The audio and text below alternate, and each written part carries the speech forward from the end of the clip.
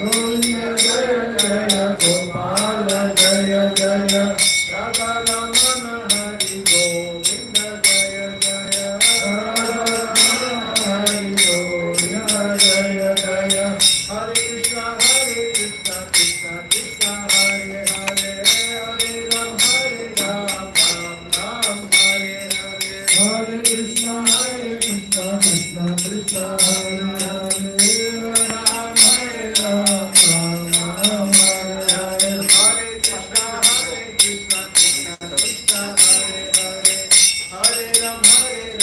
Hare Hare Hare Ram Ram Hare Hare Hare Krishna Krishna Hare Hare Ram Ram Hare Hare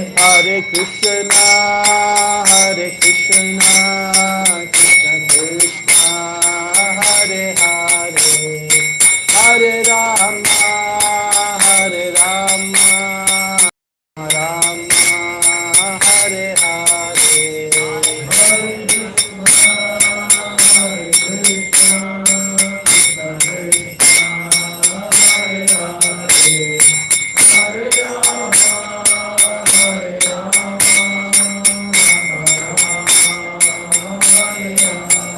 Jaya Prabhupada, Jaya Prabhupada, Prabhupada, Jaya Prabhupada, Jaya Prabhupada,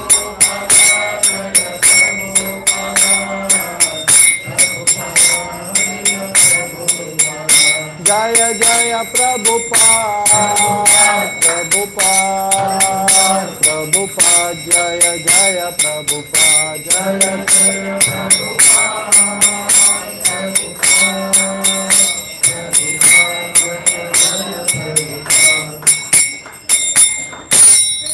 कलियुग गदर्म हरिनाम संकीर्तन की, कलियुग पावन हरिनाम संकीर्तन की, समवेत गौर भक्त वृंद की, और glories to the assembled devotees, glories to the assembled devotees, glories to the assembled devotees, Krishna Shrimad Bhagavatam की जय। ओम नमो भगवते वासुदेवाय, ओम नमो भगवते वासुदेवाय, ओम नमो भगवते वासुदेवाय, नारायणं नमस्कृत्यं नरं चैव नरोत्तमं देवीं सरस्वतीं व्यासं ततो जयमुदीरयेत्। नष्टप्रायेषु भद्रेषु नित्यं भागवत सेवया भगवते उत्तम श्लोके भक्तिर्भवति नैष्ठिकी। कृष्णाय वासुदेवाय देवकी नंदनाय च नंदगोपकुमाराय गोविंदाय नमो नमः।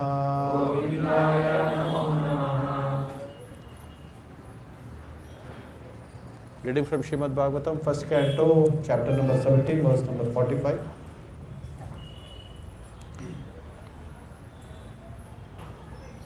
Ittam bhūtānubhāvoyam abhimanyu suto nrpa yasya palayataha kshaunim यूयं सत्रया दीक्षिता। इत्थं भूतानुभावोऽयम् अभिमन्यु सुतो नृपा यस्य पालयता क्षौनिं यूयं सत्रया दीक्षिता। इत्थं भूतानुभावोऽयम् अभिमन्यु सुतो नृपा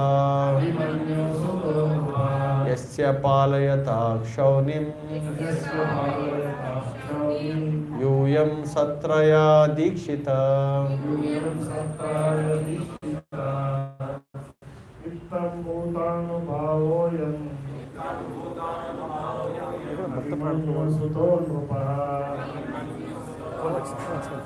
Raya Dikshitaha.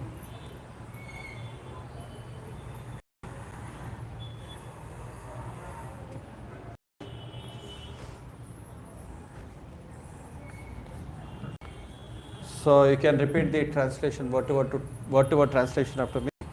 Ittam Bhuta. Being thus. Anubhavaha. Experience. I am of this. Abhimanyu Sutta. Son of Abhimanyu. Ripaha. The king. Yasya. Whose. Palayata. On account of his ruling. Shaunim. On the earth. Yuyam. You all. Satraya. In performing sacrifices. Dikshitaha. Initiated. Translation, you can repeat the translation after me. Maharaj Parikshit, the son of Abhimanyu, is so experienced that by the dint of his expert administration and patronage, it has been possible for you to perform a sacrifice such as this. Purport. The Brahmanas and Sannyasis are expert in spiritual advancement of society, whereas the Kshatriyas or the administrators are expert in the material peace and prosperity of human society. Both of them are pillars of all happiness, and therefore they are meant for full cooperation for common welfare. Maharaj Parikshit was experienced enough to drive away Kali from his field of activities and thereby make the state receptive to spiritual enlightenment. If the common people are not receptive, it is very difficult to impress upon them the necessity of spiritual enlightenment. Austerity, cleanliness, mercy and truthfulness. The basic principles of religion prepare the ground for reception of advancement in spiritual knowledge. Maharaj Parikshit made this favorable condition possible. Thus the rishis of Naimisharanya were able to perform the sacrifice for 1,000 years. In other words, without state support, no doctrines of philosophy or religious principles can progressively advance. So there should be complete cooperation between the Brahmanas and Kshatriyas for this common good. Even up to Maharaj Ashoka, the same spirit was prevailing. Lord Buddha was sufficiently supported by King Ashoka, and thus his particular cult of knowledge was spread all over the world. Hare Krishna. Om Agyana Timirandasya Gyananjana Shalakaya Chakshurunmilitam Yena Tasmai Shri Guruve Namaha.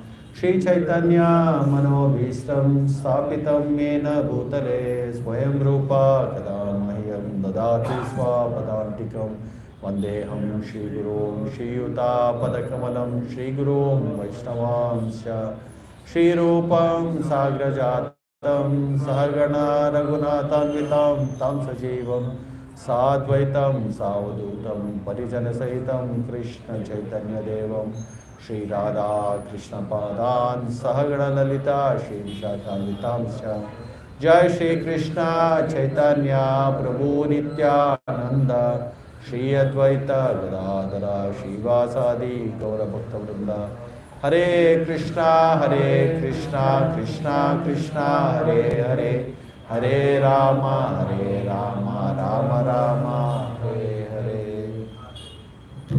Mukam karoti vachalam bhagu langayate girimit-kripatamham vande Shri Gurum dinatarinam Paramannamadam Shri Chaitanya Ishwaram Tat Sat. So, Anandam Prabhu. Ramya Mataji. Ramya Mataji.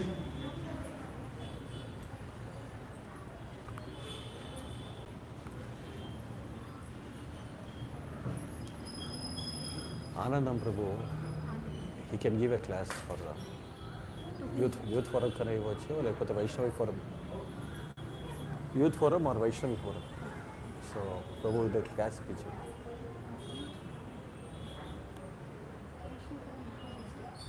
Huh? Mataji. Aithe youth forum. Mataji will engage you for a class. No, here.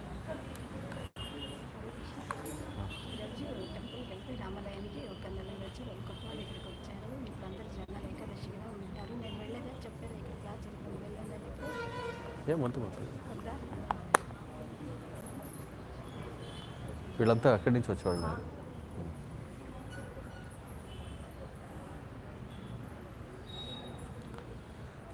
Hare Krishna Krishna Krishna Hare Hare, Hare Rama Rama Rama Hare Hare.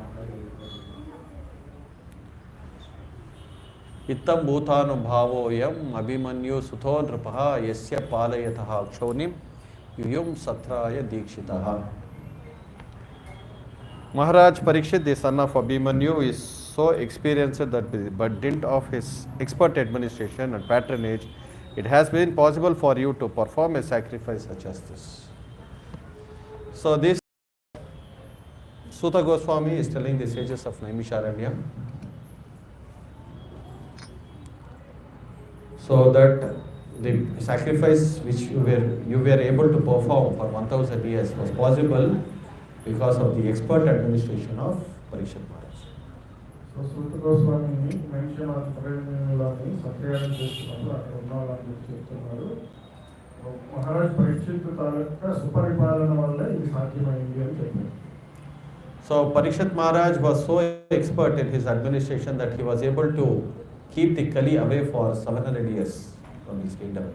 So Parikshit మహారాజు ఎంత చక్కగా పరిపాలించారు అంటే దానివల్ల 700 సంవత్సరాలు కలిగి ఈ ప్రపంచంలోకి రాకుండా పరిపాలించగలిగారు. So for 700 years, so keeping Kali out. 700 సంవత్సరాలు కలిగి ఈ కలియుగం ప్రారంభమైనా కూడా ఈ ప్రపంచంలోని ప్రవేశించకుండా అడ్డుకున్నారు. So Kali Yuga is an age of quarrel and hypocrisy. So కలియుగం అంటే ఒకరితో ఒకరు తగులు అవ్వడం, యుద్ధం చేసుకోవడం, అలాగే హిపోక్రసీ అంటే చెప్పేది ఒకటి చేయడం. సో మనసులో ఉండి చెప్పేది ఒకటి బయట చేసేది. So this is the age of quarrel and hypocrisy. So Kali Yuga is a very difficult age to practice Krishna consciousness. So కలియుగం చాలా కష్టమైన కాలం అంట భక్తులు అంటే దేవుని మీద భక్తి పెంచుకోవడానికి. So in Kali Yuga, so in the age of Satya, so there was Dharma used to walk on 4 legs. So సత్యుగంలోని ధర్మదేవత 4 పాదాల మీద నడిచింది. So in Treta Yuga on 3. త్రేతాయుగంలో 3 పాదాల మీద నడిచింది. So and in Dwapara 2. ద్వాపర యుగంలో 2 పాదాల మీద నడిచింది. And in Kali Yuga it's on only 1 leg. So కలియుగంలో 1 పాదం మీద నడుస్తారు. So therefore Kali Yuga so is a very difficult age for people because people are completely into materialism. So అందువల్ల కలియుగంలోని జీవితాలకు జీవనం చాలా కష్టంగా ఉంటుంది. ఎందుకంటే అందరూ భౌతిక పరంగానే ఆలోచిస్తారు, ఆధ్యాత్మిక పరంగా ఏమీ ఆలోచించారు. So there is no truthfulness is there to some extent, but there is no austerity, no satyam, so saucham, there is no cleanliness, there is no austerity, and there is no tapas. So ఈ కలియుగంలోని తపస్సు, శౌచము, తర్వాత అసలు ఏమీ లేవు. ఒక్క నిజాయితీ మాత్రం కొద్దిగా ఉంది, Satyam, there is only satyam, but there is no austerity, there is no cleanliness, there is no tapasya. There is no cleanliness. తపస్సు, శౌచము, Austerity, tapasya. There is suchitvam is cleanliness. So austerity is tapasya. Satya, saucham is cleanliness. There is no cleanliness. Satya, saucha, tapodaya. There is no satya, there is no saucha, there is no tapodaya. So సత్యం, శౌచం, దయ అనేవి లేవు. Satyam. సత్యం కొద్దిగా ఉంది, శౌచం, తపస్సు, దయ లేదు. So people are not clean in their habits. So మనుషులు శుభ్రంగా ఉండరు, వాళ్ళ మానసిక పరంగా ఉండరు, అలాగే భౌతికంగా కూడా ఉండరు. So there is no cleanliness inside out. So శుభ్రం అనేది లోపల నుంచి లేదు, పై నుంచి లేదు, బాహ్యం నుంచి కూడా లేదు. So people do not know what is the standard of cleanliness in the age of Kali. So ఈ కలియుగంలోని శౌచం అంటే ఎలా ఉండాలి, ఏం చేయాలి అనే విషయం కూడా సరిగ్గా తెలియదు. So people are all addicted to all different kinds of bad habits. Even so, they don't know that we have to wash our mouth before we take anything. So జనాలందరూ చెడు అలవాట్లు బాగా అలవాటు పడతారు. వాళ్ళకి ఎంత తెలియదంటే మనం ఏమైనా తినే ముందు మన నోరు కూడా ఒకసారి శుభ్రం చేసుకొని తినాలి అనే విషయం కూడా చాలా మంది తెలియదు. So people don't know that they have to take bath before doing any activity, before starting any activity in the day. So ఉదయాన్నే మనం లేచిన తర్వాత ఏదైనా పని చేసే ముందు శుభ్రంగా స్నానం చేయాలనే విషయం కూడా చాలా మంది. So even people don't know that they have to take bath every day. కొంతమంది అయితే అసలు రోజు స్నానం చేయాలనే విషయమే తెలియదు అంటారు. So some people may be surprised when they hear that people take bath twice a day, thrice a day. So it's very difficult for them to conceive all this. కొంతమందికి చాలా ఆశ్చర్యంగా ఉంటుందంటే, కొంతమంది ఎందుకంటే ఎక్కువగా బ్రాహ్మణులు వాళ్ళు కూడా రోజుకి 2 సార్లు 3 సార్లు కూడా స్నానం చేస్తారు. అలా స్నానం చేసేవాళ్ళని చూసి వాళ్ళు చాలా ఆశ్చర్యపోతారు. So people don't know what is the why this cleanliness standards have to be maintained. So జనులు ఎవరికి శౌచం అనేది, శుభ్రం అనేది ఎందుకు మనము పాటించాలి అనే విషయం సరిగ్గా తెలియదు. So there is a saying, cleanliness is next to godliness. How many of you know this statement? So మనకు ఒక సామెత ఉంది, పరిశుభ్రత అంటే దైవంతో సమానం అని. సో ఈ విషయం అందరికీ ఎంతమందికి తెలుసు అని అడుగుతున్నప్పుడు, So cleanliness is next to godliness. So therefore cleanliness we have to follow the standards of cleanliness. So అందువల్ల మనందరము ఈ శౌచం అనేది బాగా పాటించాలి. So first thing is that even wearing clothes, so the wearing whatever clothes we wear, they have to also be cleaned, washed. So మనము ధరించే దుస్తులు కూడా మనం ఎప్పుడు పరిశుభ్రంగా ఉంచుకోవాలి. So this is all waking up early in the morning. So what time we should go to bed, what time we have to wake up in the morning. So all these things fall under the category of austerity. So ఇవన్నీ తపస్సు కింద వస్తాయండి. ఏమి అంటే ఏ సమయంలో వెళ్ళి మనం పడుకోవాలి, ఏ సమయంలో మనం నిద్ర లేవాలి. సో ఇవన్నీ మనకి తపస్సు కింద వస్తాయి. So we have to understand what time we are supposed to go to bed, how much are we supposed to eat. So what is the quantity of food we are supposed to take. So all these things fall under the category of yuktahara viharasya yuktasetasa karmasu yuktasvapna avabodhasya yoga bhavita dukkha. Suppose people have to mitigate the miseries of this material world, so then they have to follow the standard of regulation in the activities of eating, sleeping, mating, defeating. So ప్రభు చెప్తున్నారు, so మనుషులకి ఎంతసేపు నిద్రపోవాలి, ఏ సమయానికి నిద్రపోవాలి, ఎప్పుడు లేవాలి, అలాగే ఏమేమి చేయాలి, మనం ఎంత విధంగా తినాలి ఆహారము, అలాగే ఈ 4 మనం రెగ్యులేటర్ ఫాలో అవుతాం కదా, అది సో మితాహారం తీసుకోవాలి, అలాగే ఏమి తినచ్చు ఏమి తినకూడదు,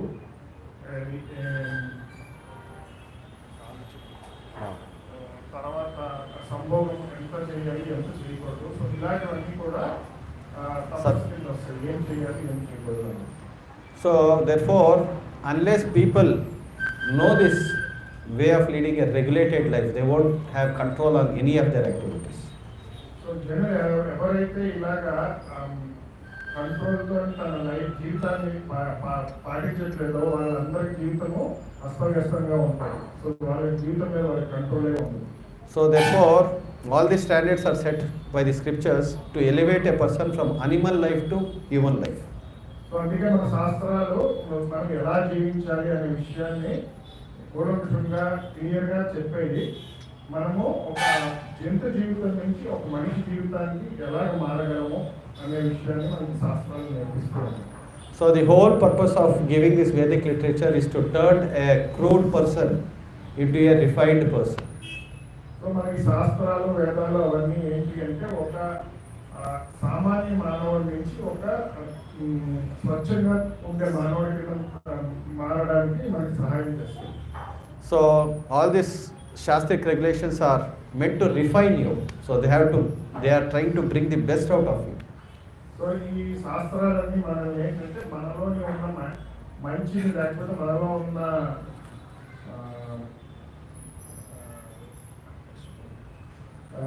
ఉత్తమమైన లక్షణాలన్నింటినీ బయటికి తీసుకొస్తాయి.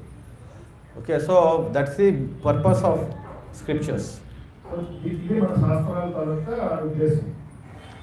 So therefore, people should know what are the regulations mentioned in the scriptures, why a regulated life is needed. So all these descriptions are given in the scriptures. అందువల్ల మానవులందరూ తెలుసుకోవాల్సింది ఏంటి అంటే మనం మన జీవితాన్ని ఎందుకు ఒక కంట్రోల్లో తీసుకుపోవాలి, ఇవన్నీ మనకి శాస్త్రాలు చెప్తూ ఉన్నాయి విపులంగా. So human beings are endowed with higher intelligence, so that they can understand the purpose and goal of this human form of life. So మానవ జీవితంకి బుద్ధి అనేది భగవంతుడు ఇచ్చాడు. ఎందుకు అంటే మనము మన లక్ష్యం ఏంటో తెలుసుకోవాలి అనే విషయంతో మనకి బుద్ధి అనేది ఇచ్చాడు. So everybody is undergoing suffering in this material world. This material world is a place of misery. Dukkhalayam ashashvatam. But the animals also undergo suffering, the humans also undergo suffering. The only difference is that the human beings can make a solution to all the sufferings of this human form of life. But whereas the animals cannot find a solution, they have to just silently suffer as whatever is awarded according to the laws of material nature. So జనులందరికీ రకరకాల బాధలు ఉంటాయి. So ఈ భౌతిక ప్రపంచమే దుఃఖాలయం అని చెప్పారు. దుఃఖాలయం అనేది ఈ భౌతిక ప్రపంచానికి డెఫినేషన్. సో జంతువులు మనలాగే బాధపడుతున్నాయి, బాధపడుతూ ఉన్నారు. కాకపోతే మానవులకి జంతువులకి ఉన్న వ్యత్యాసం ఏంటి అంటే జంతువులకి ఏదైనా బాధ వస్తే అవి బాధపడటం తప్ప ఇంకేం చేయలేదు. కానీ మానవులు ఏంటి అంటే దానికి ఒక ఉపాయాన్ని కనుగొని ఆ బాధను బయటకు రావడానికి ప్రయత్నం చేయగలరు. అది భగవంతుడు మనకి బుద్ధి ఇవ్వడం వల్ల. లేదు అంటే మానవ జీవితానికి జంతువుల జీవితానికి వ్యత్యాసం అని లేదు అని చెప్పారు. So human beings have a developed consciousness. So why there is an evolved consciousness? So the evolved consciousness is not to find a solution for eating, sleeping, mating, defending. Eating, sleeping, mating, defending are common to both human beings and animals.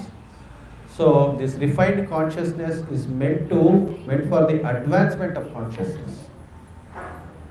So మానవులందరికీ ఈ బుద్ధి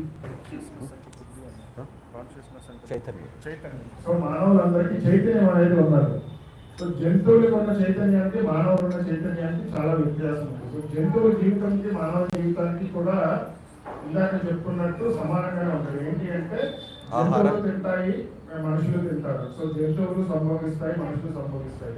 జంతువులు వాటిని కాపాడుకోవడానికి ప్రయత్నిస్తాయి, మనుషులు కాపాడుకోవడానికి ప్రయత్నిస్తాయి. So ఆహార, భయం, నిద్ర, మైథున. సో ఈ జంతువులు భయపడితే మనుషులు భయపడితే, జంతువులు పడుకుంటే మనం పడుకుంటాం. సో ఈ 4 లక్షణాలు అన్ని జీవులకి కారణం. కానీ మనుషులకి చైతన్యం అనేది కొద్దిగా ఎక్కువగా ఉంటుంది. సో ఈ చైతన్యం ఎక్కువగా ఉండడం వల్ల మనం ఏం చేయాలి, మన జీవిత లక్ష్యం అంటే ఏమిటో తెలుసుకోవాలి. సో మనము ఇంకా ఉత్తమమైన జీవితము జీవించడానికి ప్రయత్నించాలి. So leading a good life does not mean that you are refining the activities of eating, sleeping, mating, defending. So మంచి జీవితం, ఉత్తమమైన జీవితంలో జీవించడం అంటే ఏంటి అంటే మనకి 4 ప్రాబ్లమ్స్ వాటిలో నుంచి మనం ఇంకా కొద్ది కంఫర్ట్ జోన్ లోకి వెళ్ళడానికి ప్రయత్నించడం అనేది కాదు ఉత్తమమైన జీవితం అంటే ఇప్పుడు ప్రభుత్వం చెప్తారు. So not leading a sophisticated animal life is not the purpose of this human form of life. So మన జీవిత లక్ష్యం ఏంటి అంటే మనం సుఖంగా జీవించడం. అంటే ఇప్పుడు మనకి భయం ఉన్నది అంటే మనము ఒక పెద్ద ఇల్లు కట్టుకొని ఆ పెద్ద ఇంట్లో సురక్షితంగా ఉంటాం. సో అది కాదు ఉత్తమమైన జీవితం అని చెప్తా ఉన్నాం. So the activities are the same whether you are doing this activity in a refined way, the animals are doing it in a coarse way. The activity is the same. Just refining the activities does not mean that you are advanced. So మనం చేస్తున్న పనులు రెండు సమానమే. ఏంటి అంటే మనము మహా అయితే మనం ఒక పడక మీద పడుకుంటాము, జంతువులు అయితే కింద నేల మీద పడుకుంటాయి.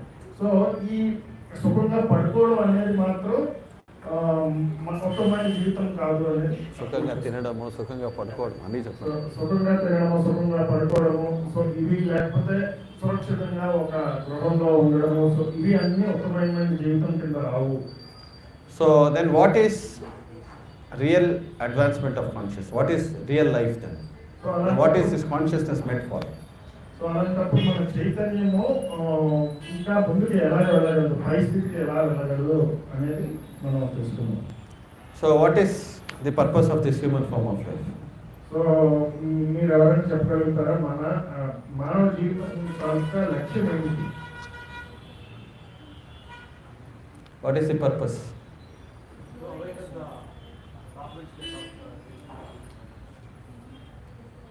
So people have to inquire.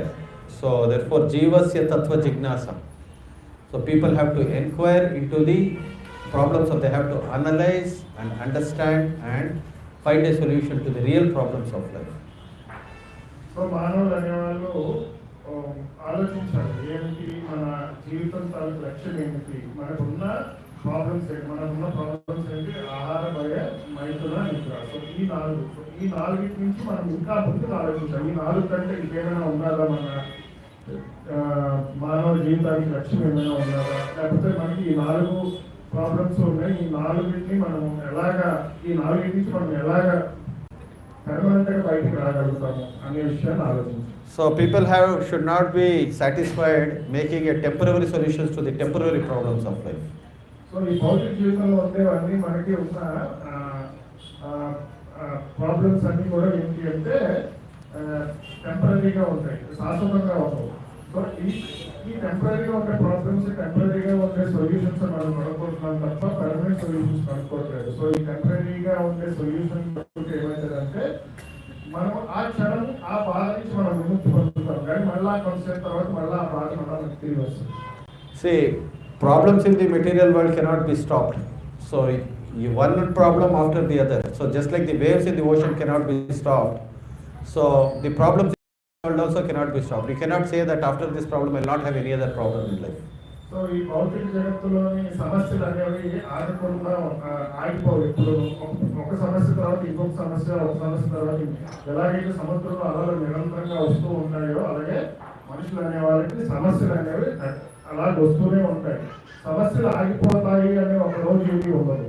So many people, so when you ask them to take to Krishna consciousness, they say that I have so many problems, I don't have time. So I will once I am finished with this, then I'll come to Krishna consciousness. So ఎవరైనా చాలా మంది అడిగితే ఏం చెప్తారంటే నాకు రకరకాల సమస్యలు ఉన్నాయి, ఈ సమస్యలన్నీ తీరే వరకు నాకు సమయం లేదు. సో సమస్యలన్నీ తీరిన తర్వాత నేను ఈ భగవంతుడి దగ్గరికి వస్తాను, అంతవరకు నాకు సమయం లేదు, ఈ సమస్యలన్నీ ముందు తీసుకోవాలి అని అంటారు చాలా మంది. So therefore, though that time will never come in life. ఎందుకంటే సమస్యలు ఎప్పుడు ఆగేది ఉండదు. సో అందువల్ల ఈ సమయం అనేది దొరకదు. సో ఉన్న సమయంలోనే మనం భగవంతుడికి సమయాన్ని వెచ్చించాం. So then what Lord Krishna is saying about the problems of this material world? So శ్రీకృష్ణుడు ఈ భౌతిక జగత్తులో ఉండే సమస్యల గురించి ఏం చెప్తున్నారని తెలుసుకున్నాం. So he is asking how to deal with the problems of this material world. So మనం ఈ భౌతిక జగత్తులో ఉండే సమస్యలు మనం ఎలాగా ఎదుర్కోవాలి? So therefore Krishna is saying that matra spashastu kaunteya sitoshna sukha dukkada agami payano nityas tam titikshasva bharata. So therefore you have to tolerate. So what is the solution? Solution is to tolerate these problems of this material world, not give too much importance to finding a solution to the problems of this material world. Just tolerate it. So కృష్ణుడు ఏం చెప్తున్నాడు? మాత్రా స్పర్శస్తు Kaunteya. So ఏం చెప్తున్నాడు అంటే మనకి వచ్చిన సమస్యల్ని మనము ఎదుర్కోవడం నేర్చుకోవాలి, లేదంటే భరించడం నేర్చుకోవాలి. ఎదుర్కోవడం కాదు, భరించడం. ఎందుకు అంటే మనము చలికాలంలో మనకి ఎలాగా చల్లగా ఉంటుంది, అలాగే వేసవికాలంలో చాలా వేడిగా ఉంటుంది. సో రెండింటినీ మనం దాని నుంచి మనం తప్పించుకోగలం. సో ఆ రెండింటినీ మనం ఏం చేయాలి అంటే ఆ రెండింటినీ మనము భరించడం నేర్చుకోవాలి. అప్పుడే మనం సుఖంగా బతకగలుగుతాం. ఈసారి బాధతోనే ఉంటాం. So in the summer, the housewife cannot say that I cannot cook, and in the winter, the father cannot say that I will not go to office because it's too cold outside. So ఏం చెప్తున్నాను ప్రభు అంటే ఎండాకాలంలో చాలా వేడిగా ఉంటుంది కాబట్టి మాతకి మేము వంట చేయలేము అని అనలేదు. ఎందుకంటే వంట చేయకపోతే మనం తినలేము కాబట్టి. అలాగే ప్రభుజీలు చలికాలంలో బయటకు చాలా చలిగా ఉంది, నేను ఇంట్లో హాయిగా వచ్చగా ఉంటాను అంటే కుదురుతుందా? కుదరదు. సో దాన్ని భరించి మనం ఎలాగైతే పనికి వెళ్తున్నామో, లేదంటే మాతాజీలు ఎలాగైతే భరించి వంట చేస్తున్నారు, సో అలాగే మనకు వచ్చిన సమస్యలన్నింటినీ కూడా మనం అలా భరించి ఎదుర్కోవాలి, మనం జీవితాన్ని ముందుకు సాగించుకోవాలి. So therefore, the solution is to find problems to the real problems of life. What are the real problems of life?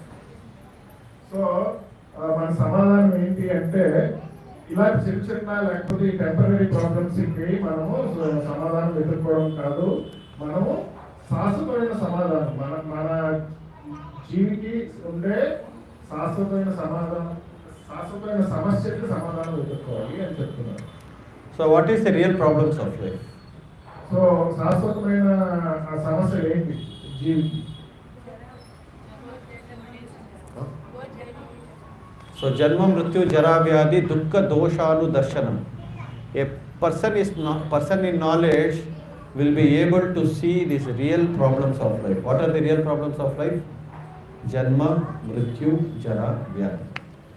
So ఒక జ్ఞాని లేదంటే ఒక తెలివైన వాడు ఈ శాశ్వతమైన సమస్యలు ఫస్ట్ ఏమిటో అనేది తెలుసుకుంటాడు. చాలా మందికి శాశ్వతమైన సమస్యలు అంటే తెలియదు, మనకు వచ్చిన సమస్యలు అనుకుంటారు. కానీ శాశ్వతమైన సమస్యలు ఏంటంటే జన్మ మృత్యు జర వ్యాధి. జన్మ అంటే మనం పుట్టడం, మృత్యు అంటే మనం చనిపోవడం, జర అంటే ముసలితనం, వ్యాధి అంటే మనకు వచ్చే రోగాలు. సో ఈ నాలుగే జీవికి ఉండే ముఖ్యమైన సమస్యలు. మిగతావన్నీ వచ్చిపోయే సమస్యలు, కానీ ఈ నాలుగు ప్రతి ఒక్కరికి ఖచ్చితంగా ఎదుర్కోవాల్సిన సమస్యలు. So how many of us want birth?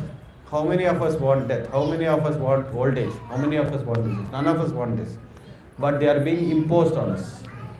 So ఎంతమందికి ఇక్కడ పుట్టుక కావాలి, లేకపోతే చావు కావాలి, లేదు అంటే నాకు ముసలితనం వద్దు నేను ఎంతమంది అనుకుంటారు. అలాగే నాకు ఎటువంటి రోగాలు రాకూడదు, రోగాలు రావాలి ఎవరైనా కోరుకుంటారా? సో ఎంతమందికి ఇవి కావాలని కోరుకుంటారు, ఎవరు ఇవి కావాలని కోరుకోరు. So therefore, what is the solution to all this? వీటన్నిటికీ అయితే శాశ్వతమైన పరిష్కారం ఏంటి? What is the permanent solution? Yeah? Not to be born again in this material world. That is the only solution. So మనకి ఈ శాశ్వతమైన సమస్యలు ఏంటి? జన్మ నుంచి జరగాలి, మళ్ళీ రాకుండా ఉండాలి అంటే మనం మళ్ళీ ఇంకోసారి జన్మ తీసుకోవాలి. So how can we stop this cycle of birth, death, old age and disease? So ఎలాగైతే మనం ఈ జన్మ నుంచి జరగాలి చక్రాన్ని ఎలా ఆపగలం మనము అని అడుగుతున్నాం.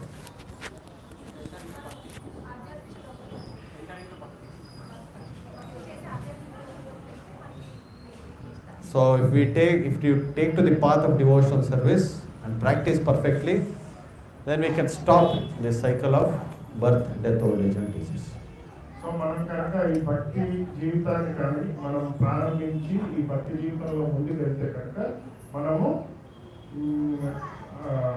ఈ జన్మ నుంచి జరగబోయే సమస్యల నుంచి శాశ్వతంగా మనం పరిష్కరించబడతాం. ఎందుకు అంటే మనము ఆధ్యాత్మిక లోకానికి వెళ్తే కనుక మనకి మళ్ళా జన్మ అనేది ఉండదు. సో ఆధ్యాత్మిక లోకానికి వెళ్ళాలంటే మనం భక్తి చేయాలి.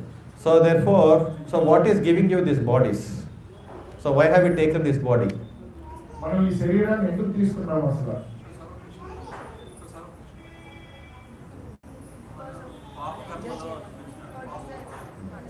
సో పూర్వంలో చేసిన పాపకర్మల కన్నా. సో మనం అంటే ముందు జన్మలోనే కాదు, ముందు జన్మలోనే మనం ఏమైతే కర్మలు చేసామో పాప పుణ్యాలు, సో వాటిని అనుభవించడానికి మనం ఈ శరీరం తీసుకున్నాం. న్యూనం ప్రమత్త కురుతే వికర్మణ యదింద్రియ ప్రీతి మాప్రనోతి నసాధు మన్యే యదనాత్మనోయం అసనపి క్లేశద ఆసదేహం. సో న్యూనం ప్రమత్త కురుతే వికర్మణ, a person who takes sense gratification as the goal of life, so he commits all kinds of sinful activities in this material world. So ఏ మానవుడు అయితే, ఏ జీవి అయితే ఇంద్రియ తృప్తినే అంతిమంగా అనుకుంటాడో అలాంటి మనిషి అన్ని రకాల పాపాలు చేస్తాడంట. So న్యూనం ప్రమత్త కురుతే వికర్మణ. Vikarmana means all kinds of sinful activities. Engage in who makes sense gratification the goal of life, he commits all sinful activities. So ఇంద్రియ తృప్తి తన ఇంద్రియాన్ని తృప్తిపరచుకోవడానికి ఎటువంటి పాపాలైనా చేసేస్తాడు. So he does not know that taking this body itself is a miserable situation in this material world. So అలా ఇంద్రియ తృప్తి గురించి బతికే మనుషులకి అంట ఈ శరీరం తీసుకోవడమే ఒక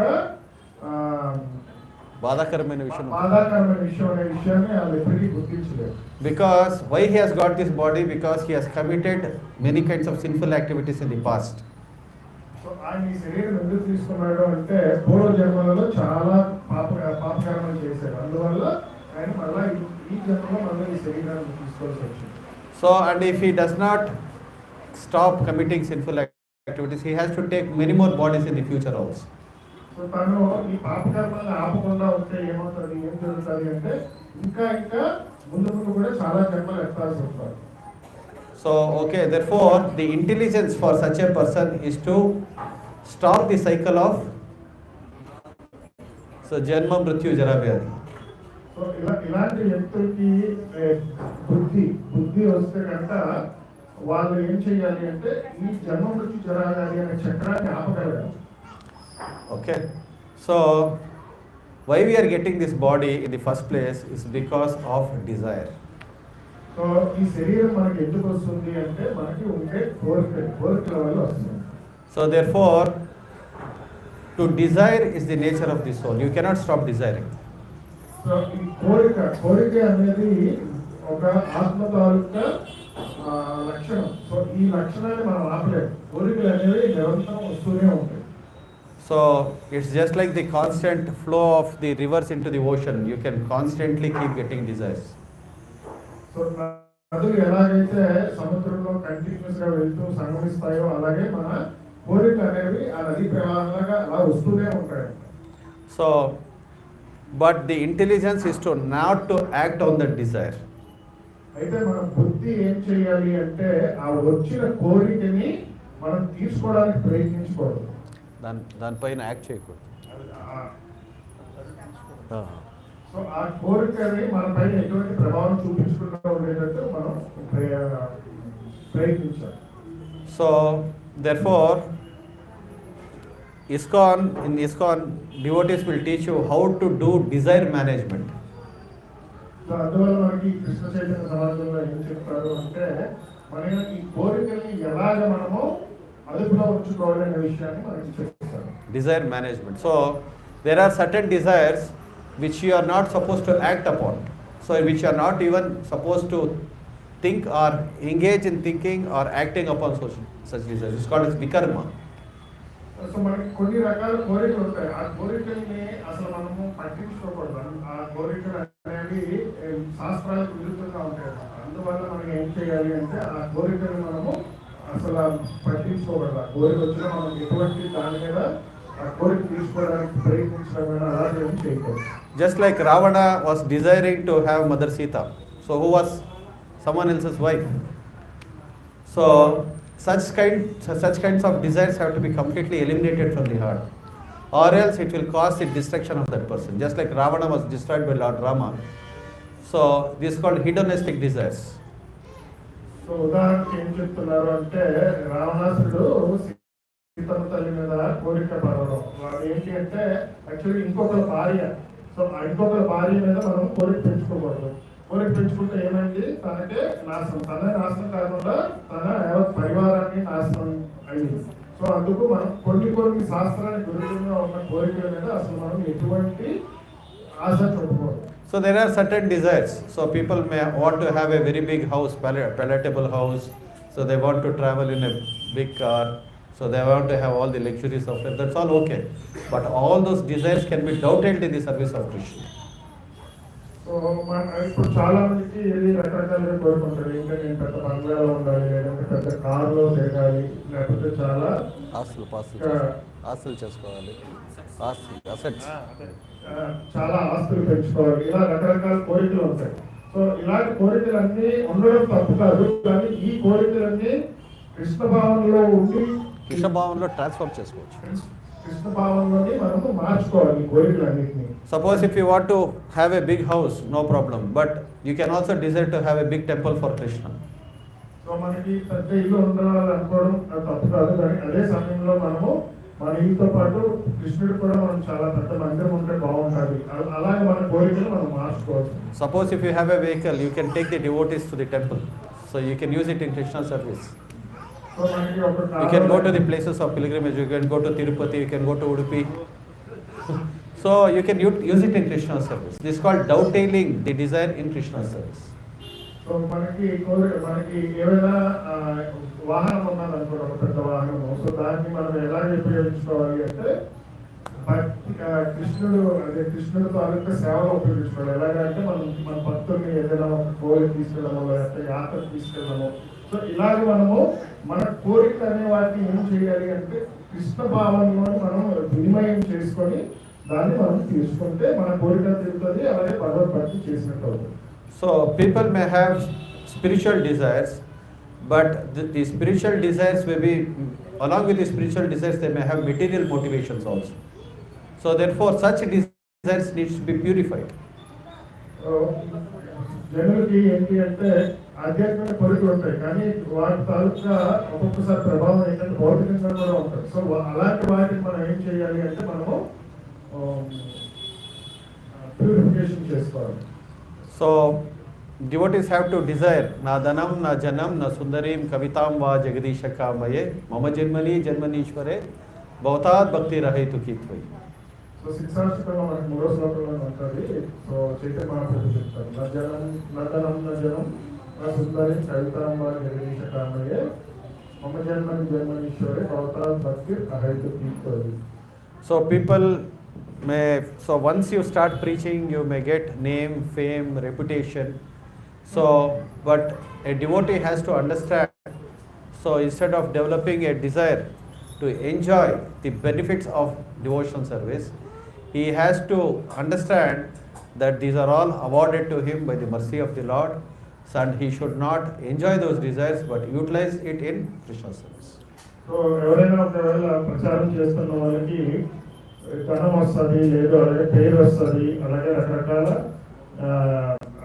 గిఫ్ట్స్ అన్నీ వస్తాయి, బహుమతులు అన్నీ వస్తాయి. సో ఇవన్నీ ఏంటి అంటే తనకి అహంకారాన్ని తీసుకురాకూడదు. ఎందుకంటే తనకి ఒకసారి పేరు, డబ్బు, ధనము అన్నీ వచ్చిన తర్వాత ఏమవుతుందంటే మనిషికి అహంకారం రావడం చాలా సహజం.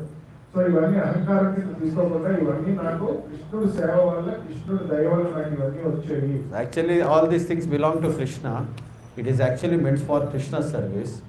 So I am being, so I'll give you an example for this. So one of our Bhakti Vaibhav teachers had come. So he was giving a class. So one devotee, so some new person, he said, I want to meet the temple president. So the actual temple president, he told him, take him to the deities. So they went and took him to the deities and showed him, they are the temple president. ప్రభు ఒక ఉదాహరణ చెప్తున్నారు. So ప్రభు భక్తి వైపు క్లాస్కి వెళ్తారు. So అక్కడ కొత్త భక్తులు వచ్చి, నేను ఈ టెంపుల్ ప్రెసిడెంట్ మీట్ అవ్వాలి, నేను కలవాలి అనుకుంటున్నాను అని చెప్తే, అయితే ఆయన ఆ టెంపుల్ ప్రెసిడెంట్ అని అడుగుతున్నాం. సో ఆయన ఏం చెప్పారు, ఇంకొక భక్తులు పిలిచి మన దేవుడి దగ్గరికి తీసుకెళ్ళండి అని చెప్పారంట. సో ఆయన ఆ భక్తులు వాళ్ళ దగ్గరికి తీసుకెళ్ళి ఈయన టెంపుల్ ప్రెసిడెంట్ అని చెప్పారు. So then they asked, then the devotee told him, see, the temple president is sitting there, but I have been given the charge and responsibility of a temple president. That's all. So temple president అక్కడ కూర్చుంటున్నారు, కానీ అది మనం ఏం అర్థం చేసుకోవాలంటే నాకు ఈ బాధ్యతల్ని భగవంతుడు ఇచ్చాడు, ఆ బాధ్యతను నేను సక్రమంగా నిర్వర్తించాలి, అంతవరకే నా పని చెప్పాను. So therefore a devotee needs to have the right consciousness. So when the responsibilities are given, so when he is given a position, along with the position he has to understand the responsibilities involved along with that position. So భక్తుడు అర్థం చేసుకోవాల్సింది ఏంటి అంటే, ఆ భక్తుడికి ఏమైనా ఒక పదవిని ఇస్తే ఆ పదవితో వచ్చిన అహంకారం కాకుండా ఆ పదవితో వచ్చే బాధ్యతలను అర్థం చేసుకొని ఆ బాధ్యతను నేను సక్రమంగా ఎలా నిర్వహించాలి అనే విషయాన్ని అర్థం చేసుకోవాలి. So how I should discharge this for the pleasure of Guru and Krishna.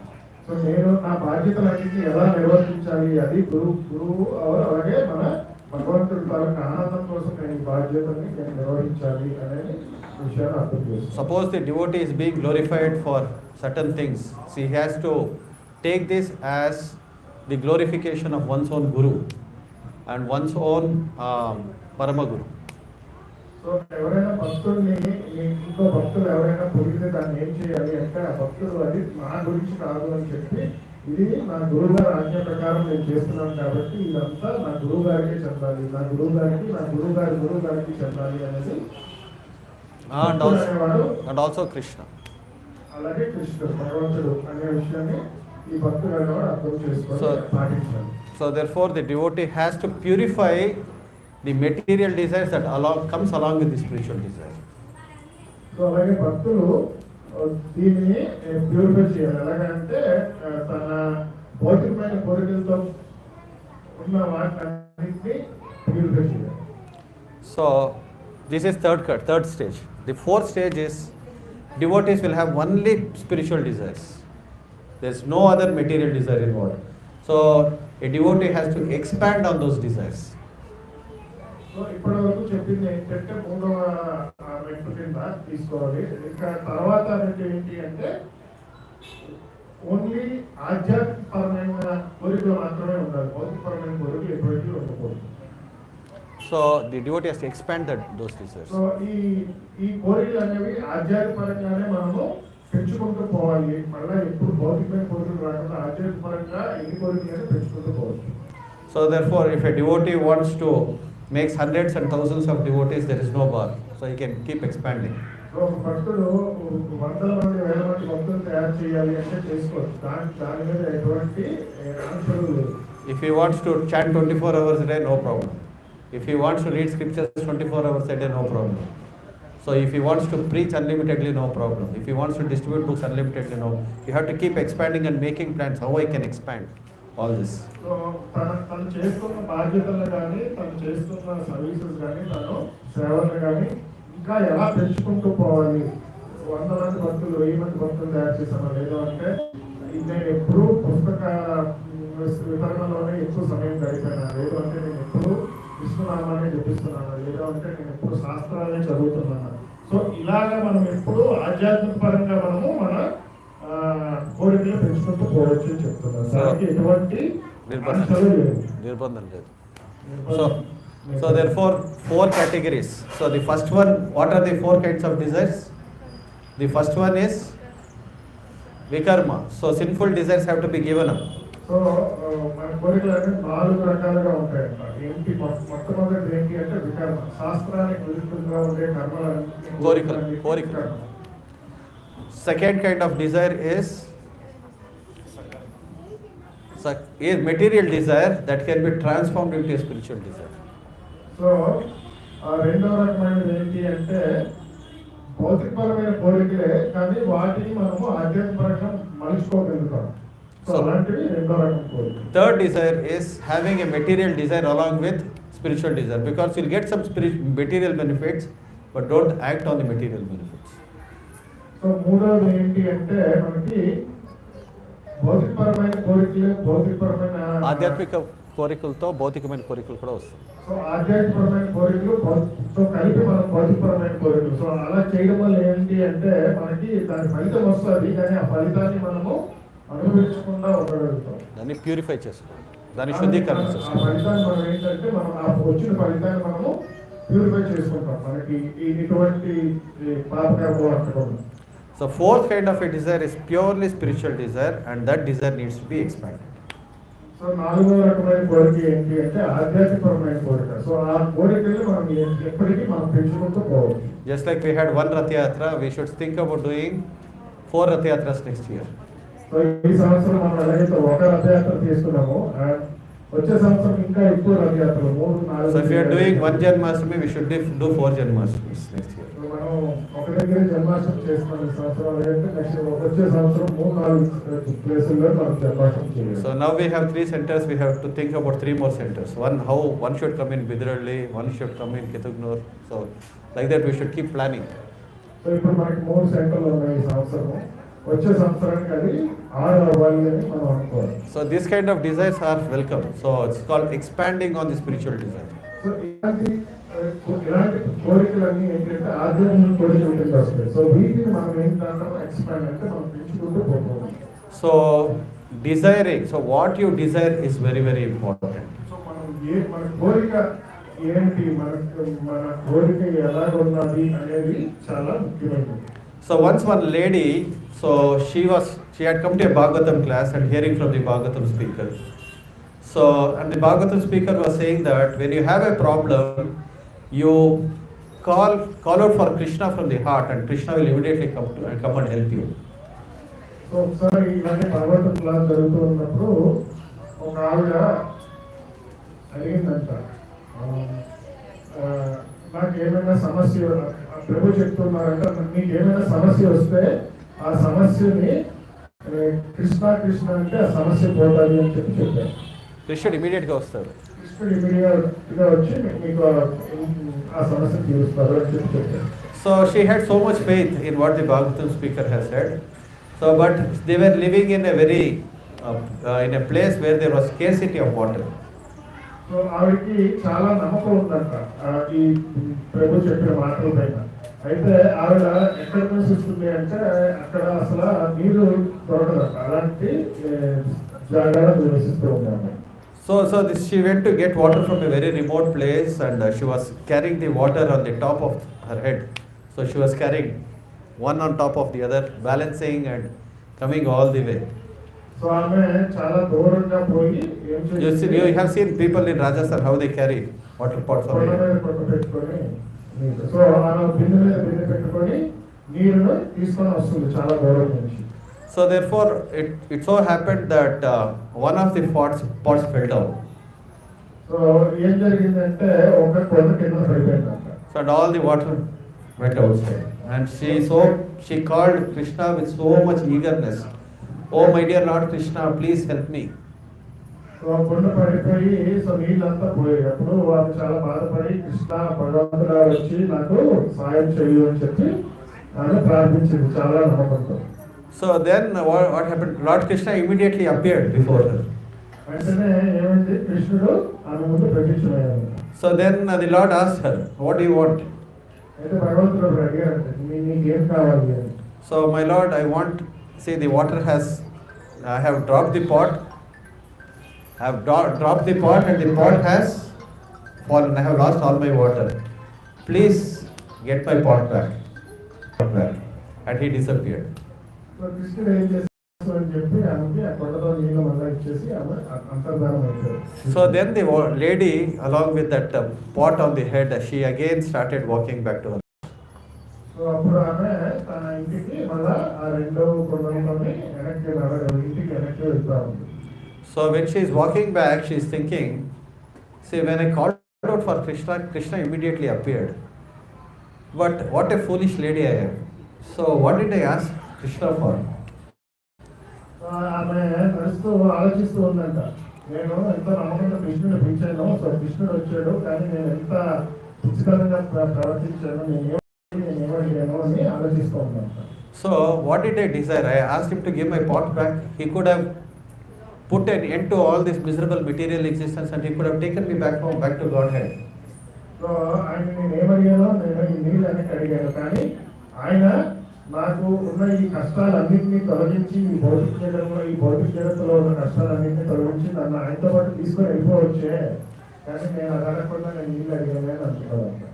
So therefore what we desire in this material world is very, very important. So అందువల్ల మనం ఏది కోరుకుంటున్నామో ఈ భౌతిక ప్రపంచంలో అనేది చాలా ముఖ్య భూమిక పోషిస్తుంది. So there is one saying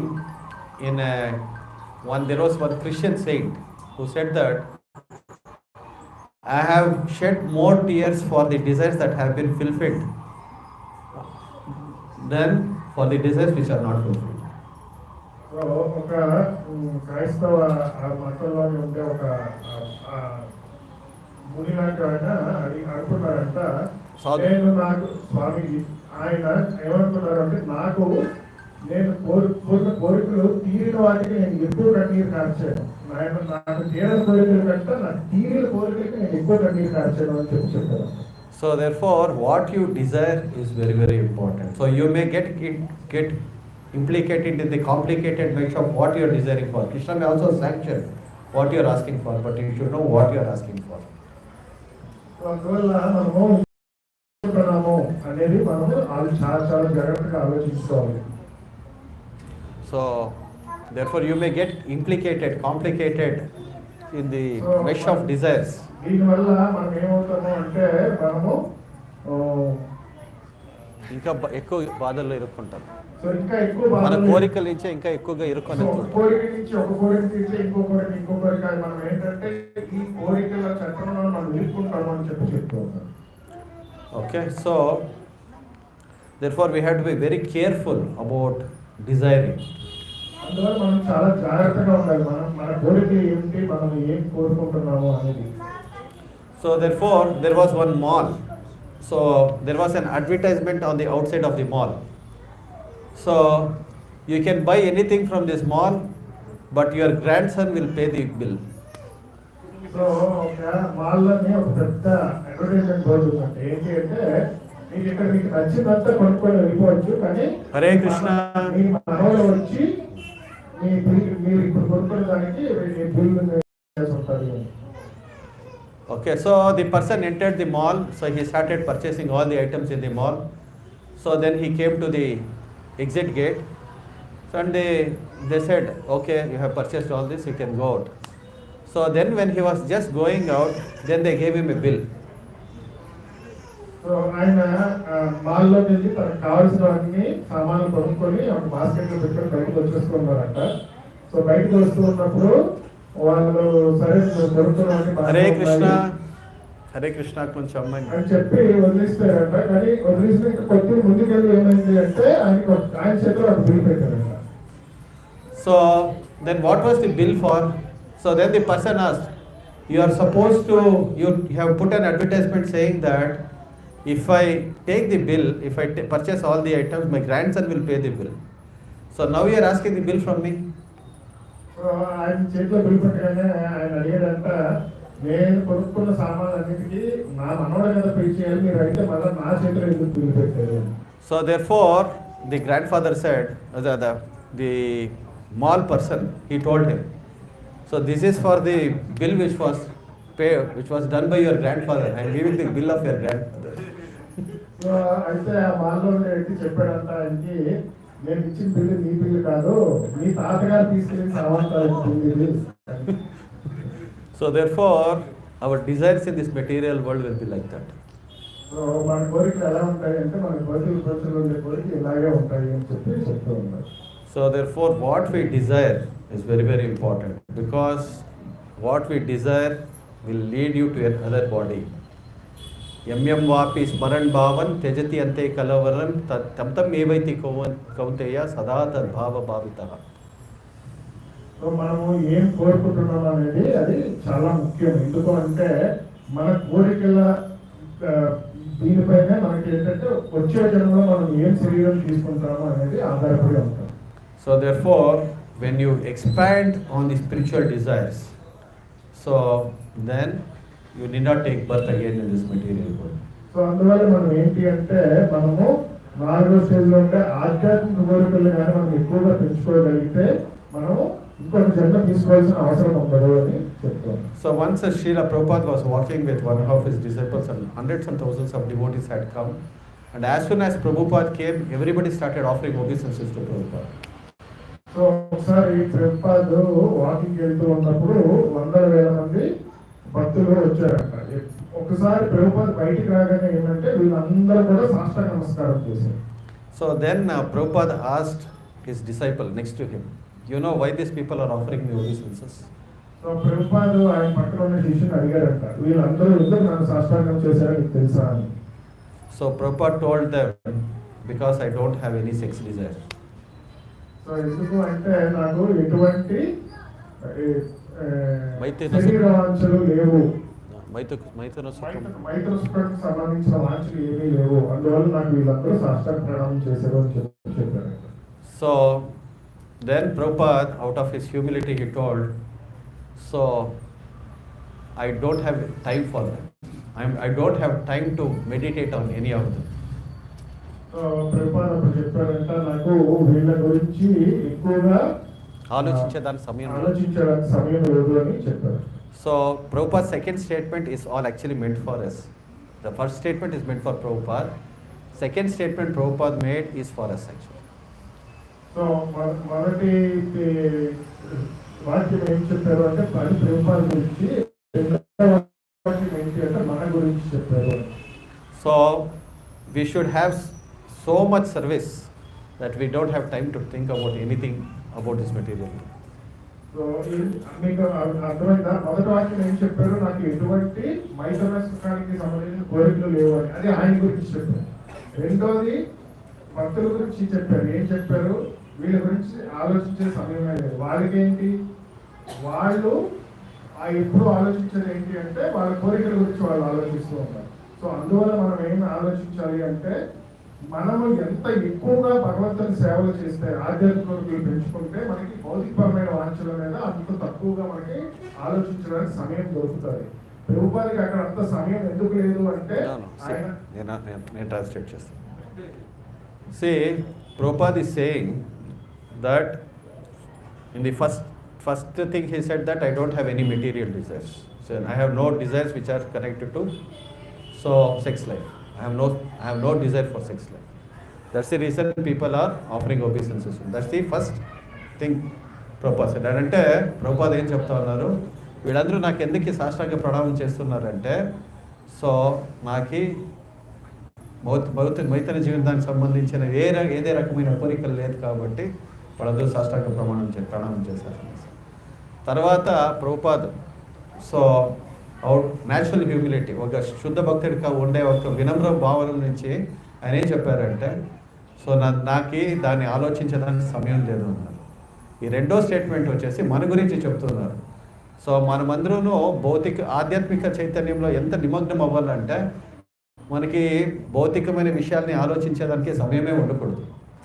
so అందుకే భక్తులకి ఏమంటే, సో భక్తులు ఎక్కువగా భగవంతుడి సేవలో ఎంత నిమగ్నం అవ్వాలంటే వాళ్ళకి భౌతిక వాంఛనల పట్ల కోరికలే ఉండకూడదు అని చూస్తుంది. So this is how a devotee should completely engage himself in Krishna conscious activities, that he has no time for any materialism, because desires will come and go, desires will constantly flow in the heart, but devotee has no time to act upon them because his mind is already given to Krishna. Savai mana Krishna padara vindu, he has already given his mind to Krishna. So ఈ విధంగా భక్తులు ఎప్పుడు భగవంతుడి తాలూకు ఆలోచన ఉంటే ఏమవుతుంది అంటే, మనకి నిరంతరం వచ్చే కోరికల గురించి ఆలోచించడానికి, లేకపోతే దాని మీద ఆ కోరిక తీసుకోవడానికి కూడా మనకి సమయం ఉండదు. ఎందుకంటే మనం నిరంతరం భగవంతుడి ధ్యానంలో, భగవంతుడి సేవలో ఉంటాం కదా. So that is how a devotee becomes pure, so in the service of Krishna. So ఈ విధంగా ఒక భక్తుడు అనేవాడు పవిత్రుడు అవుతాడు. So you know how diamonds are refined? ఎలాగా శుద్ధీకరింపబడతాయో ఎవరికైనా తెలుసా?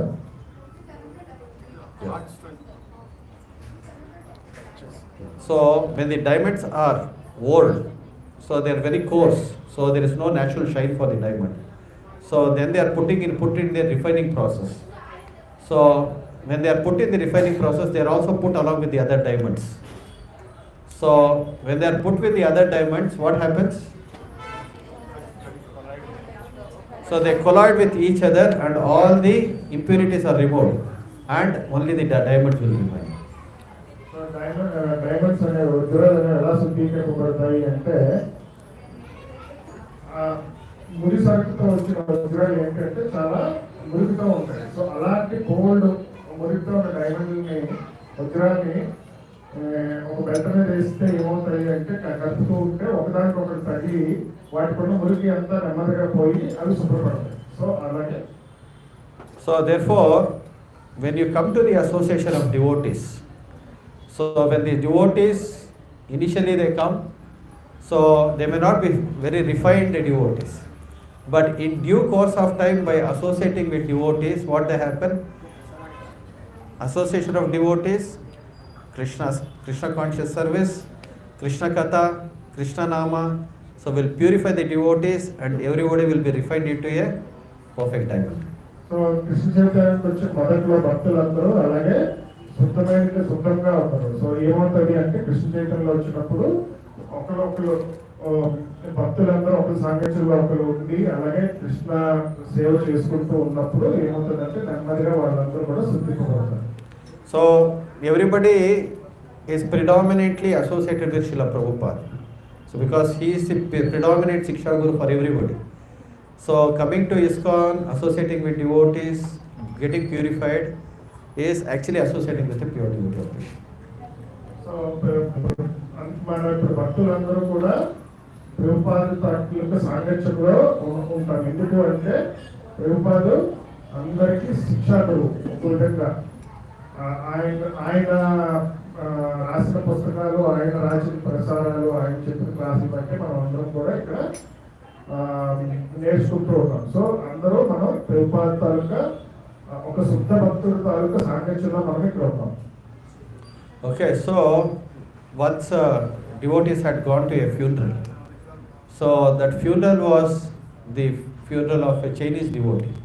So in that funeral, one Chinese devotee, he was speaking in Chinese. So and he was filled with so much emotion. The speech was filled with so much emotion that people, even though they did not understand the Chinese language, so they could understand the emotion of that person and they were also feeling like crying. So ఒకసారి Chinese భక్తుడు ఒక శవదహన కార్యక్రమానికి వెళ్ళాడన్న. So ఆయన Chinese లోనే మాట్లాడుతూ ఉన్నాడు, కానీ ఆయన చాలా భావోద్వేగంతో చాలా చైనీస్ లోనే మాట్లాడుతున్నాడు. అక్కడ చూసిన మిగతా భక్తులందరూ కూడా ఆయన భావోద్వేగాన్ని చూసి వాళ్ళకి భాష అర్థం కాకపోయినా వాళ్ళు కూడా ఆ భావోద్వేగానికి గురయ్యారు. So therefore the person had so much love for the person who passed away, so that he is able to emanate that love and others are able to feel that love. So ఆయన ఎంత భావోద్వేగానికి గురయ్యాడు అంటే చూసిన వాళ్ళందరికీ కూడా ఆయన తాలూకా ఆ చనిపోయిన వ్యక్తి మీద ఆయన తాలూకా ప్రేమ భావనని వాళ్ళకి అర్థమైంది అని చెప్తూ. So therefore, so the lesson what Maharaj was giving in the class was, he was saying that, so when you associate with a devotee who has so much love for Krishna, so a person's heart will also get transformed. Therefore, one has to be very careful associating with his heart. So అందుకే మహారాజ్ ఏం చెప్తున్నారు అంటే అక్కడ ఆ భాగవద్వేగాన్ని ఎలాగైతే మిగతా వాళ్ళు అర్థం చేస్తున్నారు, అలాగే ఎప్పుడైతే మనం అందరము భక్తుల సాంగత్యంలో ఉంటామో ఆ భక్తుల శుద్ధ భక్తుడి సాంగత్యం, శుద్ధ భక్తుల సాంగత్యం, భక్తులు కాదు, సో భక్తులందరూ శుద్ధ భక్తుల సాంగత్యంలో ఎప్పుడైతే వెళ్ళగలిగి ఆ సాంగత్యం తీసుకుంటారో ఆ శుద్ధ భక్తుల మనసులో ఉన్న కృష్ణ ప్రేమను కూడా మనందరము దాన్ని ఫీల్ అయ్యి మనం కూడా ఆ భావనని మనము పరివర్తన చెంది మనం కూడా కృష్ణ భావాన్ని కృష్ణ ప్రేమని మనం పొందగలుగుతామని చెప్తాం. So therefore, associating with a pure devotee. So once Narayan Maharaj. So there is one temple which Narayan Maharaj temple, so which is very famous. So and they have built temples all over the world actually. So one of our Maharaj, Akshardham.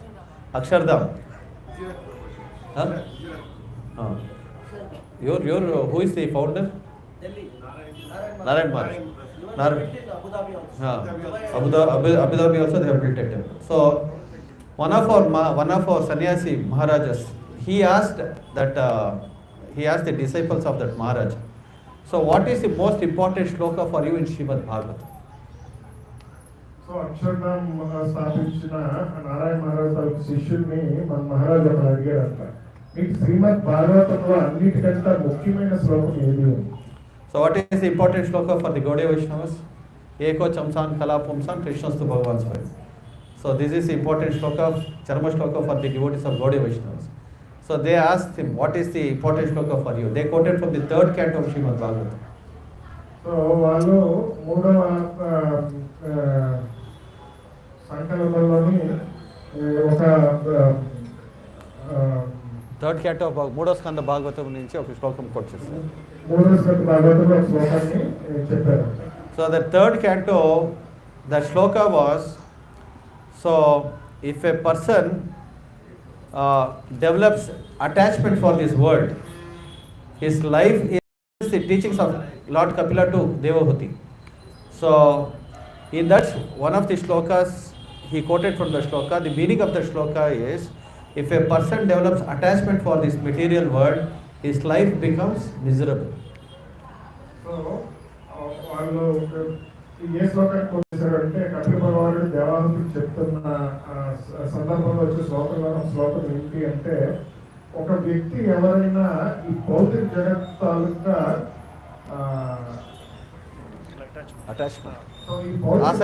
ఎవరైతే భౌతిక బంధాలు ఎవరైతే పెంచుకుంటారో వారి జీవితము చాలా దుఃఖమయం ఉంటుంది అని చెప్పారు. But if the same attachment is developed for a sadhu, his life will become blissful. అదే బంధాన్ని మనము ఒక సాధువుతో కానీ ఒక శుద్ధ భక్తులతో కానీ మనం ఏర్పరచుకుంటే వాళ్ళ జీవితం చాలా ఆనందమయంగా ఉంటుంది అని చెప్తారు. And he gets liberated from this material. So అలాంటి వాళ్ళకి ముక్తి ఈజీగా దొరుకుతుంది. So that was the shloka which was quoted. So therefore when you develop attachment for such a devotee, so then you will also develop love for Krishna. So అందువల్ల మనము అటువంటి శుద్ధ భక్తులతో మనం సంబంధం ఏర్పరచుకోగలిగితే ఆటోమేటిక్గా మనకు కూడా కృష్ణభక్తి భావన అనేది పెరుగుతుంది. So therefore one has to develop attachment for Srila Prabhupada and pure devotees.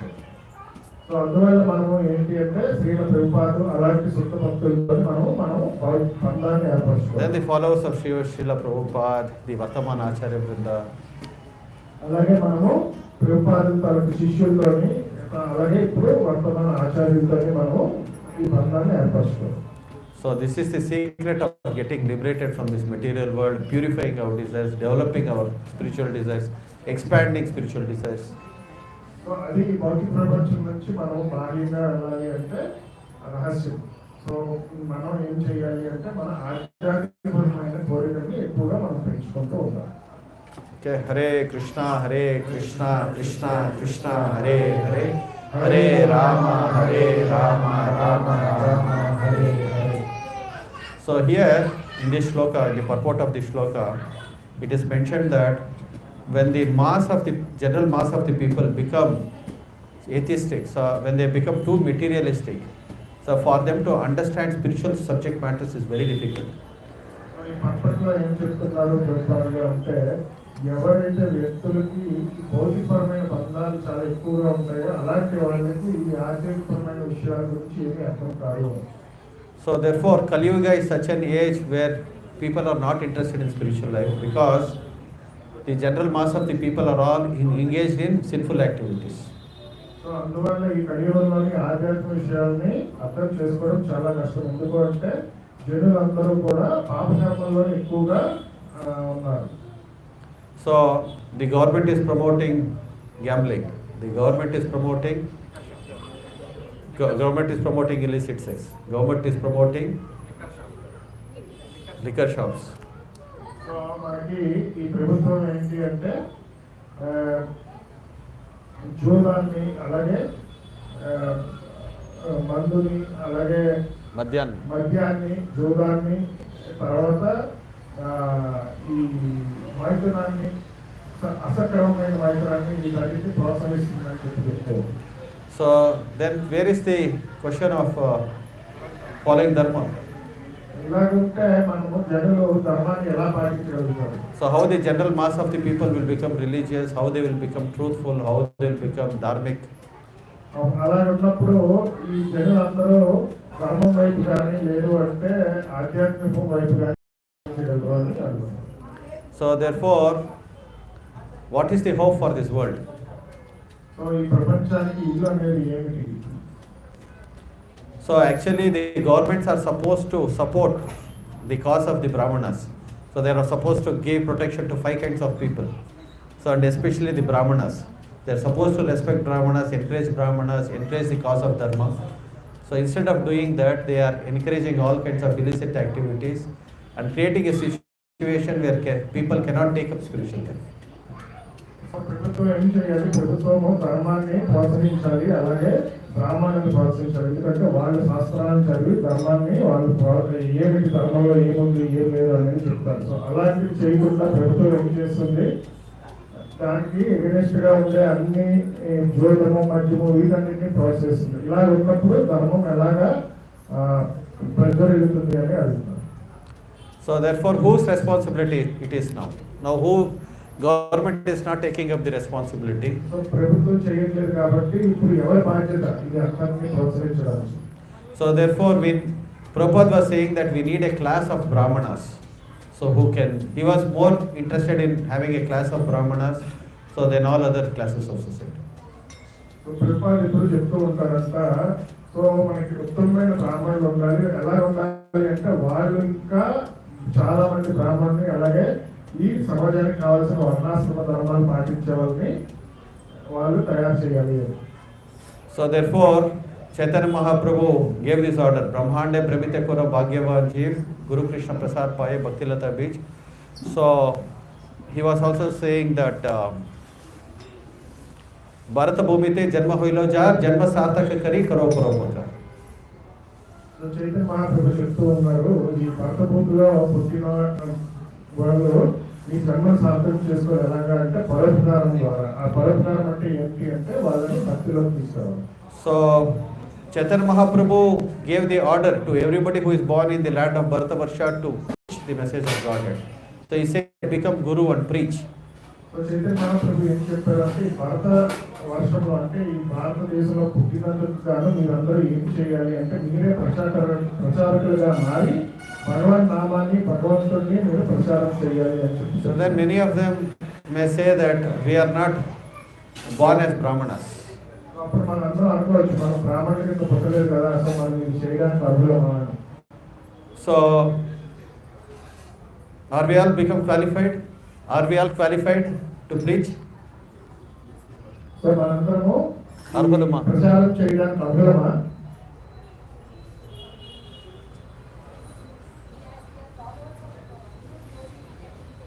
Yeah. As a followers of Srila Prabhupada, we can do. So anybody who is a Vaishnava already has a qualification of a Brahmana. So people who, all the devotees of the ISKCON movement, so they are all qualified teachers. They are all qualified teachers by the order of Lord Chaitanya. So Lord Chaitanya is saying that Kibo Vipra Kibo Nyasi Shudra Kenanoi Jai Krishna Tattva Veta Se Guru Hoy. So one who knows the Tattva of Krishna, he can become a Guru. So Chaitanya Mahaprabhu చెప్తున్నారంట, ఎవరైతే కృష్ణ తత్వం తెలుసో వాళ్ళందరూ గురువులుగా పనికొస్తారు. So మాట చెప్తూ ఉన్నారు, ఎవరైతే ప్రభుపాద తాలూకా ఈ కృష్ణ చైతన్య ఉద్యమంలో ఎవరైతే ఉన్నారో వాళ్ళందరూ కూడా వైష్ణవులుగా ఉంటారు. సో ఈ వైష్ణవులు అంటే బ్రాహ్మణుల కంటే ఎక్కువ స్థితిలో ఉంటారు. సో ఎప్పుడైతే వైష్ణవులుగా ఉన్నారో మన అందరికీ ఈ ప్రచారం చేయడానికి అర్హత ఉన్నది అనే విషయాన్ని ఇక్కడ చెప్తున్నారు. So then who is responsible? Whose responsibility it is to make the world Krishna conscious? So ఇప్పుడు దీన్ని బట్టి ఇప్పుడు ఎవరి బాధ్యత ఇది? ప్రభుత్వం బాధ్యత తీసుకోలేదు కాబట్టి ఎవరి బాధ్యత? So whose responsibility? Huh? Everybody's responsible. We are all supposed to take up this responsibility. So and preach Krishna consciousness. So ఇదంతా మన కృష్ణ చైతన్యంలో భక్తులందరి బాధ్యత అని చెప్పి మనకి ప్రభు చెప్తున్నారు. So therefore, so everybody has to take up this responsibility of preaching this mission of Krishna consciousness. So it is not that because we are all very much qualified. It's for the sake of saving our own souls.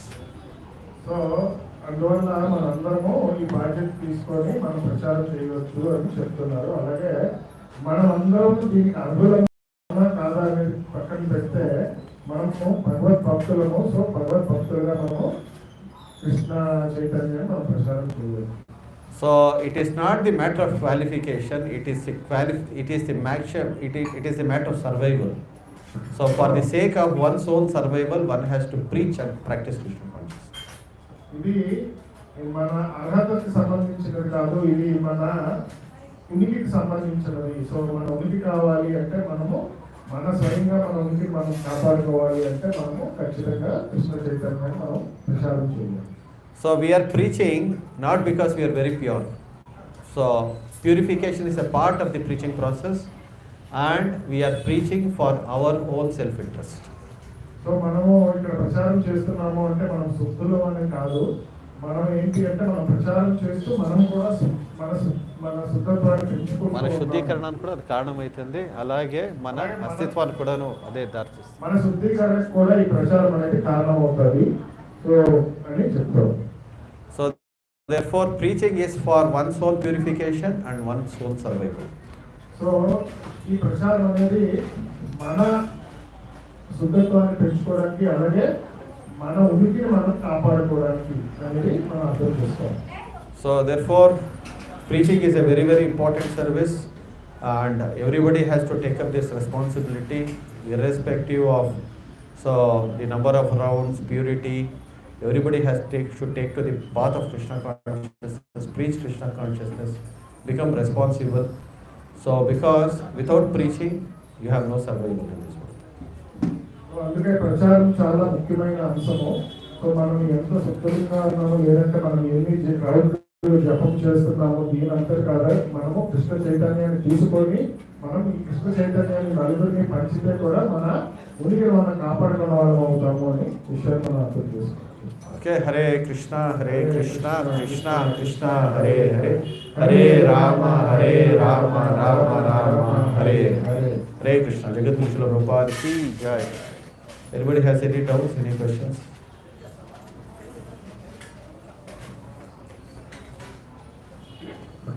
Prabhu's other questions అడగాలి.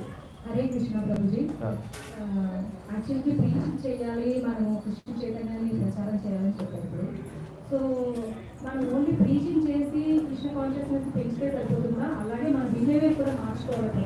So first and foremost జన్మ సార్థక కరి కరో పరోపక అంటే first మనం కూడా మారాలి. మనం మారకపోతే మనం ప్రచారం చేయాలి. ఒక్కొక్కసారి డివోటీస్ అయ్యండి, ఒక్కొక్కసారి తప్పులు చేయొచ్చు. సో అప్పుడు ఏదైతే మనిషిని బాధ పెట్టచ్చు, ఏదో రకంగా మాటల ద్వారా లేదంటే చేతల ద్వారా ఏదో ఒకటి. సో కృష్ణ కాన్షియస్లో ఉండి మనము ఇలాంటి తప్పులు చేయడం వల్ల సో అప్పుడు ఎదుటి వాళ్ళు తప్పుగా అర్థం చేసుకుంటారు. సో అప్పుడు మనం చేస్తున్న పని మీద వాళ్ళు బ్యాడ్గా అంటే బయట జనం నాన్ కృష్ణ కాన్షియస్లో ఉన్న వాళ్ళు అప్పుడు వాళ్ళు తప్పుగా అర్థం చేసుకోవచ్చు. సో దాన్ని మనం ఎలా రెక్టిఫై చేసుకోవాలి? అందుకే ఆ ఎగ్జాంపుల్ ఇచ్చాను, డైమండ్స్ ఎగ్జాంపుల్. మనము డివోటీస్ మధ్యలో ఉంటాం ప్రభు, కానీ అందరు డివోటీస్ శుద్ధ భక్తులు కాదు మీరు చెప్పారు. సో మనకి ఎలా తెలుస్తుంది శుద్ధ భక్తులు అవును కాదు అని ఎలా తెలుస్తుంది? సో అందుకే ఆ క్వాలిటీస్ పైన మనకు అర్థమైపోతుంది. సో వాళ్ళు ప్రాక్టీస్ ప్యూర్గా ఉందా లేదా అనేది వాళ్ళ చర్యల పైన మనకు అర్థమైపోతుంది అనమాట. So one of the important qualities of pure devotional service is ఉత్సాహ. సో భక్తి సేవలో చాలా ఉత్సాహంగా పాల్గొంటారు అనమాట. సో ప్రచార కార్యాల్లో కానీ, తీసుకునే యాక్టివిటీస్లో కానీ, రెస్పాన్సిబిలిటీస్లో కానీ, సో బాధ్యత నడుచుకునే దాంట్లో కావచ్చు. సో ఈ ప్రతి ఒక్క విషయంలో కూడాను వాళ్ళ యొక్క చర్యల ద్వారా మనం గమనించవచ్చు అనమాట.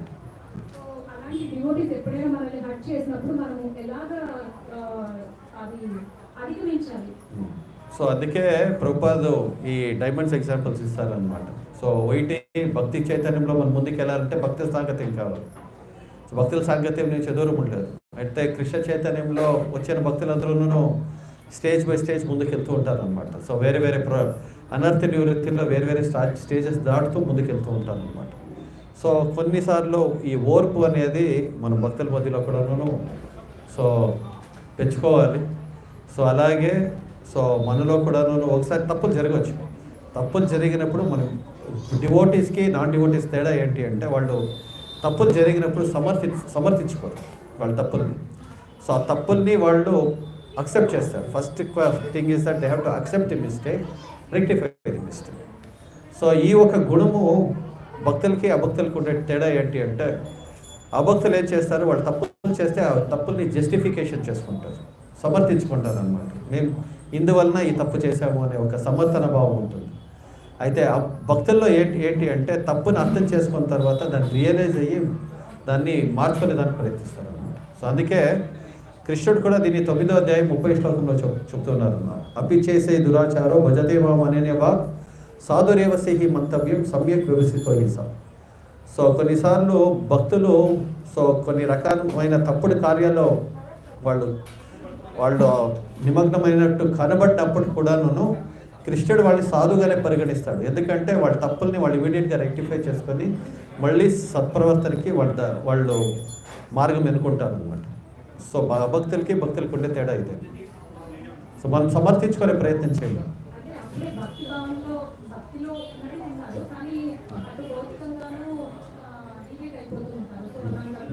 సో అందుకే మాయా ప్రభావం, కలియుగ ప్రభావం ఎంత గాఢంగా ఉంది అనేదాన్ని మనం అర్థం చేసుకోవాలి. సో అందుకే మన భరత్ మహారాజు ఎగ్జాంపుల్ కూడా మనకు చూస్తాం. భరత్ మహారాజు సో అంత వైరాగ్యం చెందినప్పటికీ కూడాను మొత్తం రాజ్యము, పిల్లలు, సో యావత్ సంపద ఇదన్నీ వదిలేసి ఆయన తపస్సు చేసేకి వచ్చినప్పుడు కూడాను అక్కడ ఏమైంది, ఒక జింక పైన వ్యామోహంతో ఆయన ఏమయ్యాడు, విచలితమైపోయినాడు భక్తి మార్గం నుంచి. సో అక్కడ మాయ ఎంత ప్రభావంగా పనిచేస్తుంది అనేది మనం గమనించవచ్చు. ఆయనేం చెడు పని చేయలేదు. భరత మహారాజ్ ఏమి ఒక జింక పైన ఆయన అనుకంపం చూపించాడు. సో అనుకంప భావం కూడాను, సో దీన్ని కంపాషన్ అంటారు. కంపాషన్ అనేది కూడా మిస్అప్లై చేయకూడదు. మిస్అప్లైడ్ కంపాషన్ అయితే ఏమవుతుంది, అది కూడా మన పతనాన్ని దారితీస్తుంది అనేసి భరత్ మహారాజ్ ఎగ్జాంపుల్ మనం చూస్తున్నాం. సో అందుకే మాయ ఎంత ప్రభావంగా పనిచేస్తుంది అనేది మనం చూడాలి. సో చాలా జాగ్రత్తగా మనం మాయతో వ్యవహరించాలి. కలియుగ ప్రభావంని దృష్టిలో పెట్టుకొని మనం ఎంత కేర్ఫుల్గా భక్తి సేవలు నిమగ్నం అవ్వాలి అనేది. అలాంటి కష్టం వచ్చినప్పుడు మనం దాన్ని ఎలా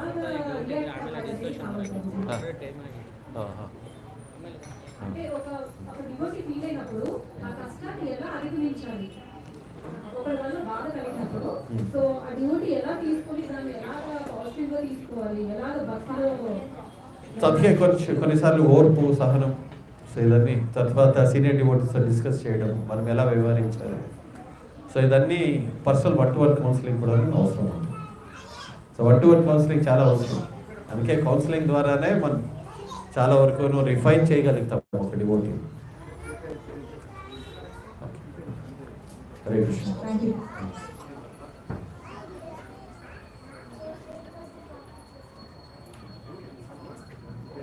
హరే కృష్ణ. వేరే డివోటీస్ డౌట్స్ ఉందా?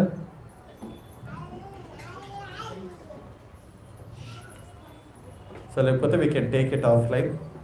సో నౌ మనకి టైం లైక్ 11:20.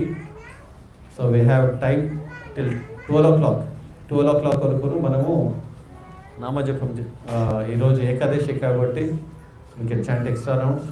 భక్తులందరూ కూర్చొని మనం నామజపం చేస్తాం ఈరోజు. ఓకే. భక్త ప్రాణ ప్రభు వేరే వచ్చేసి